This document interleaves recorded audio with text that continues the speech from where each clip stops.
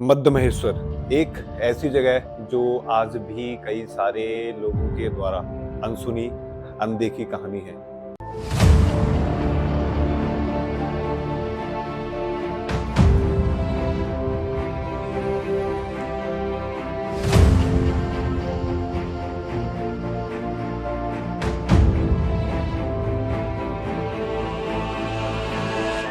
वहां जाने के बाद में मानो ऐसा लगता है कि हमारी अपनी निजी कोई लाइफ है ही नहीं।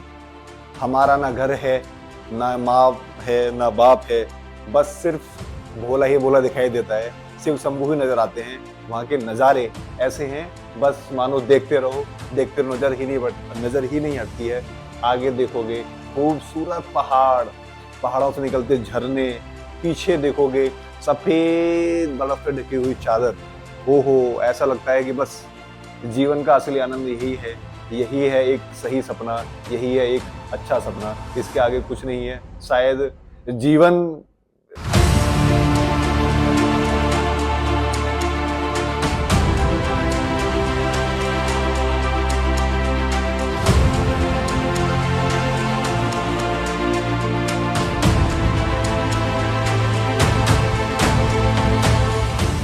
तो जैसा देखा आपने, सौरभ भाई ने और मैंने यहाँ जाने का जो सपना देखा था, वो सपना हमारा सपना ही रह जाता अगर हम पहल नहीं करते।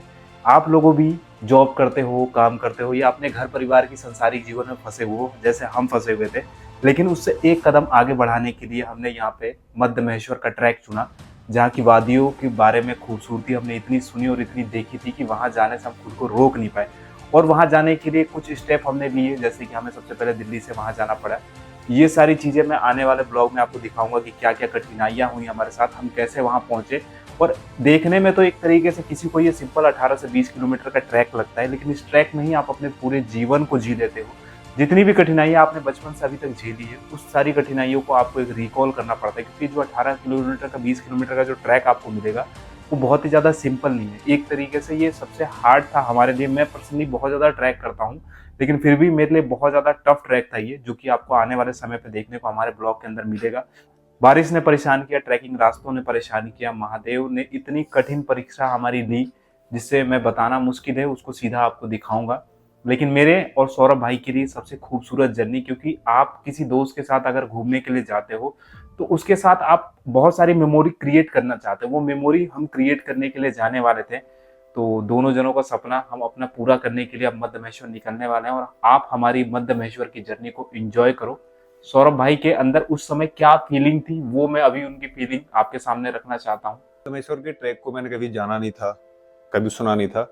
सिर्फ मेरे दोस्त प्रद्युमन ने मेरे को आकर के बोला था कि मेरे को सिर्फ ट्रैक करने के लिए जाना, आज चलो शाम को चलते हैं, बैग पैक करो फिर निकलते हैं। सिर्फ क्यों, मैंने एक बार भी प्रद्युमन से ये नहीं कहा कि नहीं कहाँ चलना है, नहीं मतलब चलना है चलना है। क्यों? क्योंकि मेरे मन में इच्छाएं थी कि मैं एक ऐसी जगह जाऊं। आपने देखा होगा केदारनाथ, आजकल इतनी ज्यादा भीड़ है, वहां पे पैर रखने की जगह नहीं है।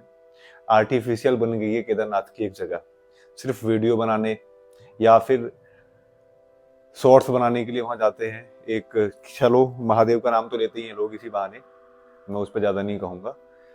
दूसरा, मेरे को एक शांति चाहिए थी, एक ग्रीनरी चाहिए थी, एक ऐसा वातावरण चाहिए था कि वहां पे मुझे सांस लेने की शुद्ध हवा मिल सके, पीने के लिए शुद्ध पानी मिल सके, जो कि मेरे आंखों के लिए तसल्ली दे सके, मेरे मन को शांति दे सके।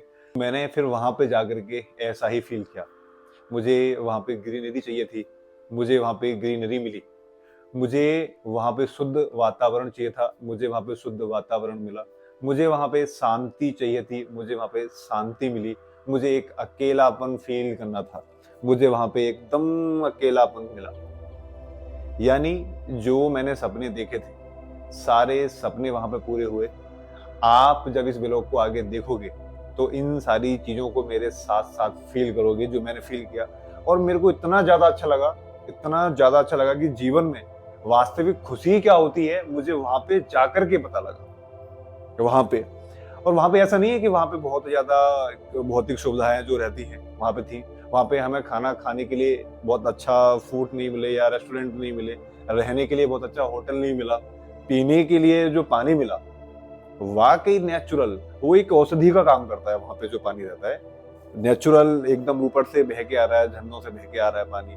फिर हम उसको बोतल को कैरी कर रहे हैं। मैंने बोतल ज्यादा यूज नहीं की, मैंने अपने हाथों से उस पानी को पिया, क्योंकि मैं नेचुरल नेचर में जाकर के नेचर की तरह नेचर को फील करना चाहता था। वहां पे जाकर के वहां पे ऐसा ही मुझे मिला।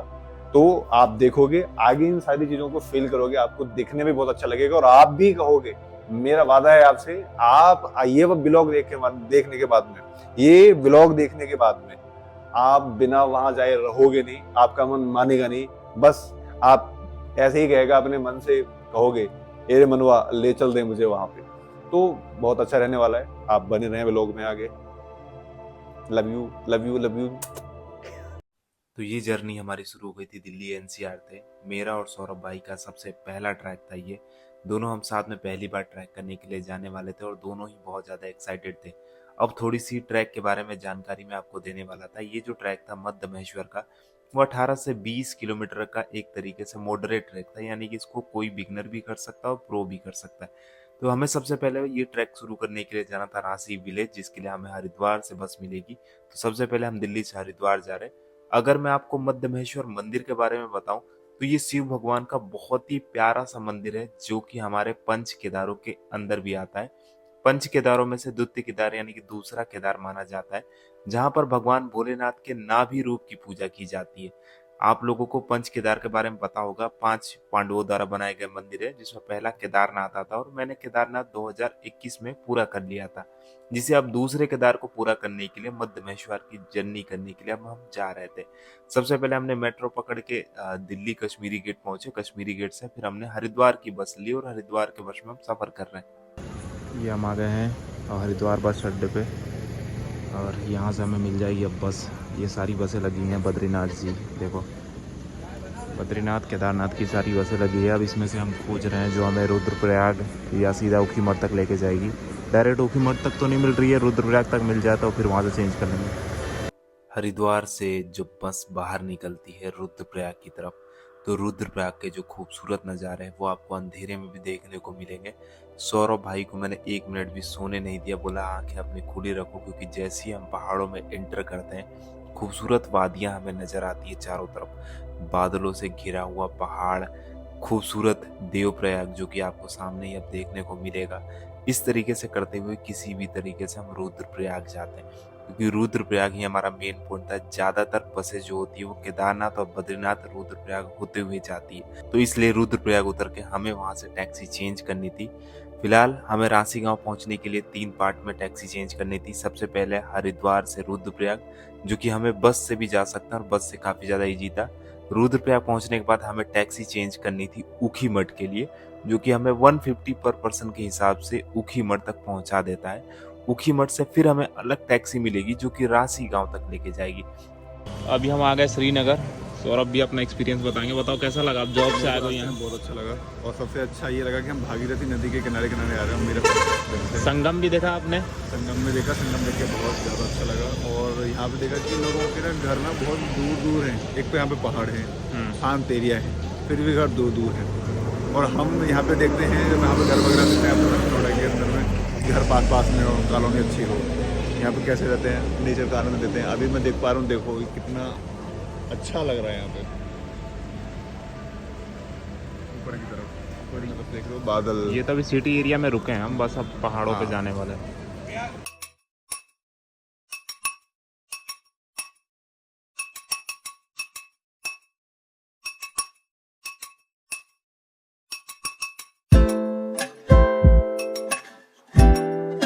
अभी फिलहाल हम रुद्रप्रयाग से उतरकर ऊखीमठ की टैक्सी में बैठ चुके हैं और ऊखीमठ जा रहे हैं।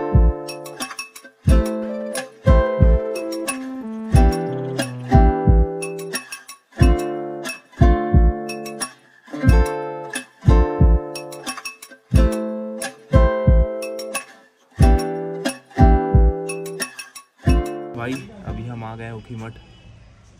रुद्रप्रयाग से फिर हमने इस तरीके की कोई टैक्सी ली थी, इस तरह टैक्सी ली। सौरभ भैया मज़ा आ रहा? बिल्कुल मज़ा नहीं आ रहा। क्यों? हम तो लेट होते नजर आ रहे हैं। लेट पहले सवारी भरेंगे फिर चलेंगे, हमारा तो वैसे जमा करा था।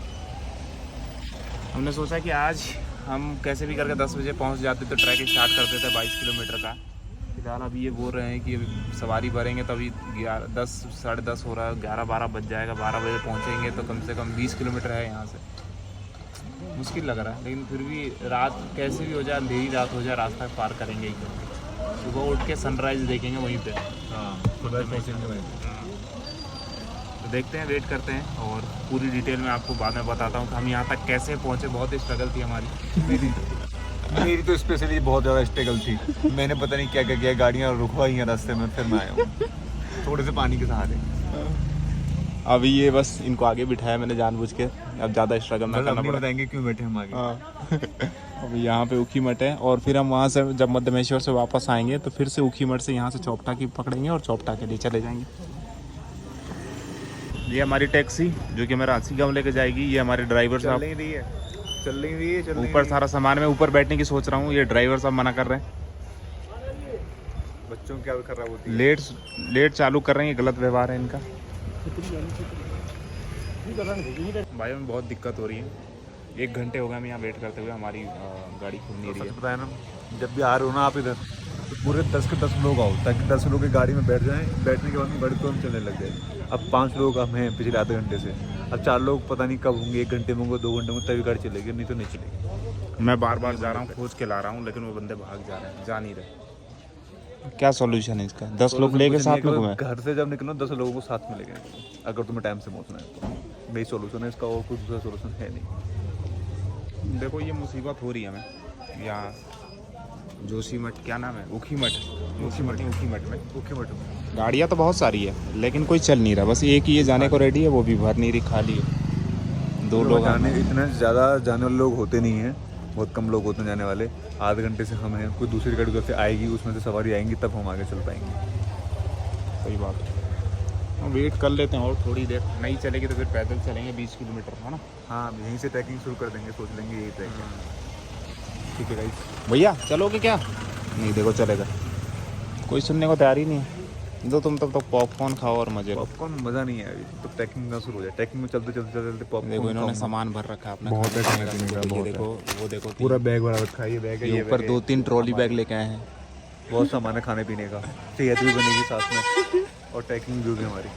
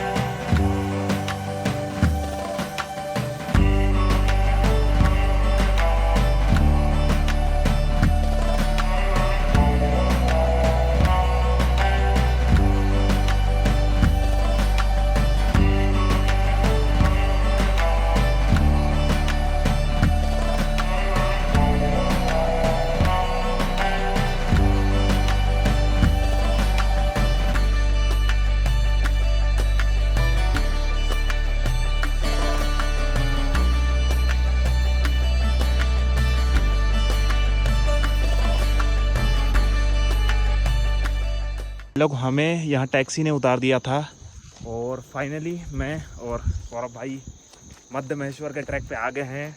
कौन सा गाँव था? रांसी गांव। और जहाँ से ट्रैकिंग शुरू होता है वहाँ हमें 120 रुपये लेके उन्होंने उतार दिया यहाँ पे।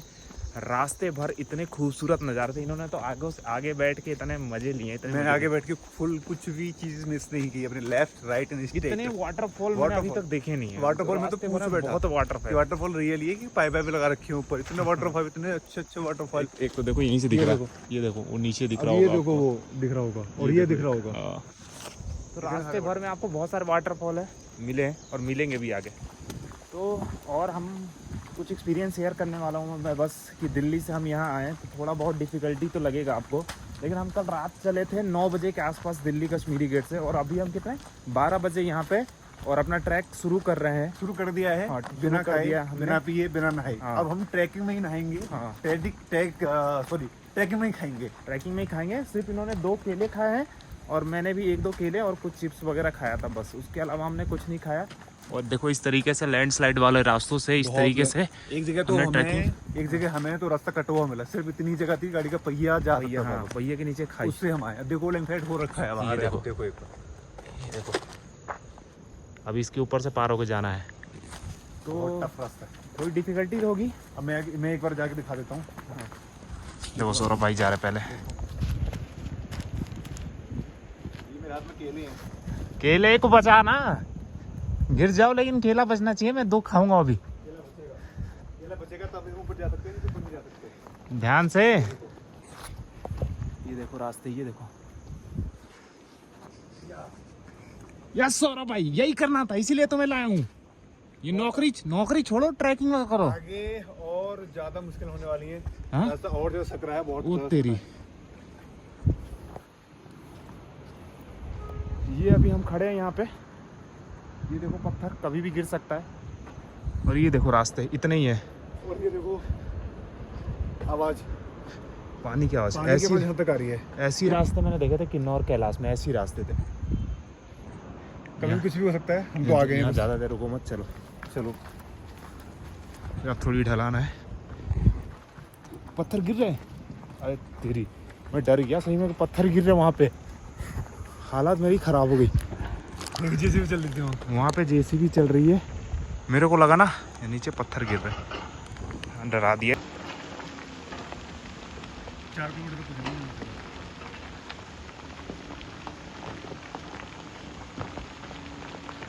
ये पहाड़ पे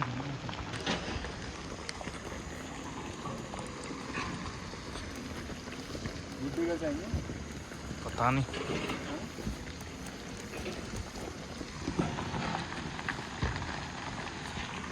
बहुत खतरनाक आवाज जो है ना, बहुत खतरनाक होती है इसकी। वो तीर